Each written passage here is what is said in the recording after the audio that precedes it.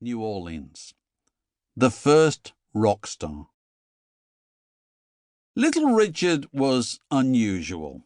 He had always been unusual. He was one of the 10 children of Leva May Penniman. She said he was more trouble than the rest put together. According to Richard, who began burnishing his legend from an early age, he was born deformed. One eye was clearly bigger than the other. One leg was certainly shorter than the other. Hence Richard walked with short steps, which gave him a mincing gait. In the Pleasant Hill section of Macon, Georgia, during the Second World War, at a time when sympathy for differences was in short supply, he came in for rough treatment. They called him faggot, sissy, punk, and freak, and those were his friends. Among his classmates, he had a reputation for being happy to do the thing they were too sensible to do. At the age of 12, he placed one of his bowel movements in a shoebox, presented it to an elderly woman in the neighborhood as a birthday present, and then hid to witness her reaction as she opened it. He had his first homosexual experience with a local man known as Madame Oop. Madame Oop was a friend of the family. Sometimes white men would pick Richard up in their cars and take him out to the woods. His father, Bud, would beat him, say he wasn't a real boy. Bud ran moonshine whiskey and was eventually shot and killed in front of Macon's Tip-In Inn. The young Richard was excited by the gospel acts that came through Macon. Because they worked on the Lord's behalf, these people seemed to be licensed to act crazy. Sometimes it wasn't possible to tell whether they were singing about heavenly or earthly reward. They were clearly moved by the spirit of free enterprise. Richard ingratiated himself with Sister Rosetta Tharpe when she played Macon.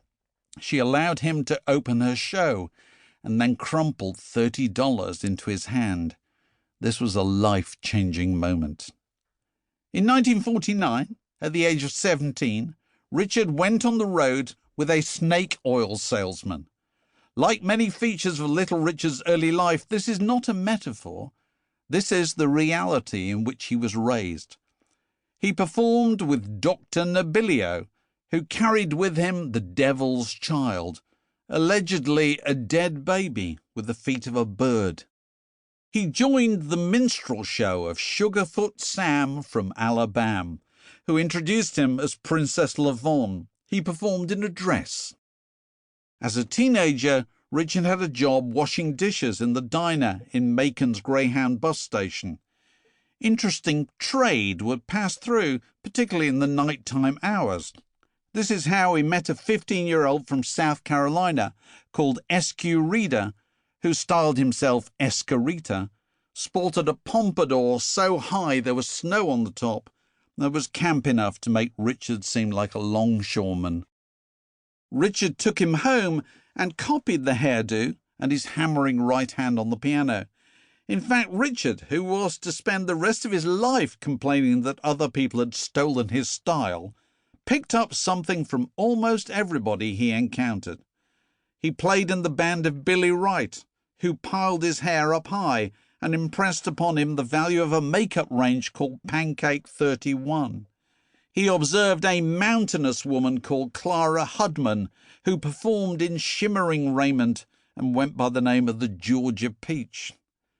In the same week, in September 1955, that Richard arrived in New Orleans for his recording date, 2 men went on trial in Money, Mississippi, for having brutally beaten and murdered Emmett Till, a 14-year-old boy from Chicago who'd been visiting relatives down south and made the mistake of addressing a white woman in a way she took to be fresh.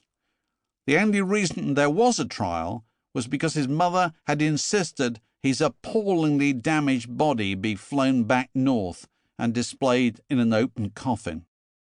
The killers were acquitted, as was the custom of the South, but the trial pricked the national conscience.